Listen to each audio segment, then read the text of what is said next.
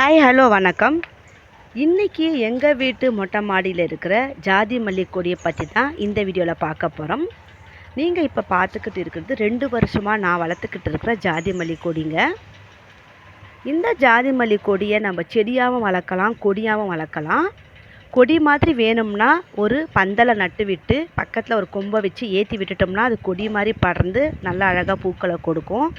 வேண்டாம், எங்களுக்கு செடி மாதிரி தான் வேணும், பந்தல் நட அவசியம் இல்லை அப்படின்னு நினச்சிங்கன்னா அப்பப்போ நம்ம கட் பண்ணி க்ரூம் பண்ணி விட்டால் புதர் செடி போல் வளர்ந்து இது செடி மாதிரியே வளர ஆரம்பிக்கும். எனக்கும் பந்தல் போட வசதி இல்லாததுனால நான் அப்பப்போ க்ரூம் பண்ணி புதர் செடி மாதிரி தான் வளர்த்துக்கிட்டு வரேங்க. இந்த ஜாதி மல்லி செடியில் இப்போ நிறைய மொட்டுக்கள் வச்சு பூக்கள் வர ஆரம்பிச்சிடுச்சு. இந்த மொட்டுக்கள் எல்லாம் ஈவினிங் டைமில் தான் பூக்க ஆரம்பிக்குங்க.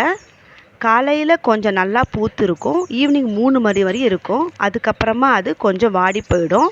நம்ம பறித்து வச்சோம்னா சீக்கிரமாக வாடி போயிடும். செடியிலே விட்டிங்கன்னா ஒரு 2 நாள் வச்சுருக்கலாம். நான் கொஞ்சம் பூக்கள் வந்ததுனால செடியிலே விட்டிருந்தேன். இன்றைக்கி நிறைய மொட்டுக்கள் நிறைய பூக்கள் இருந்ததுனால நான் இன்றைக்கி பறிக்க ஆரம்பிச்சிட்டேன். இந்த ஜாதி மல்லி செடிக்கு நான் என்ன உரம் கொடுக்குறேன்னா, அதிகமாக வாழைப்பழ கரைசல், வீட்டிலையே உபயோகிக்கிற காய்கறி வேஸ்ட் மட்டும்தாங்க.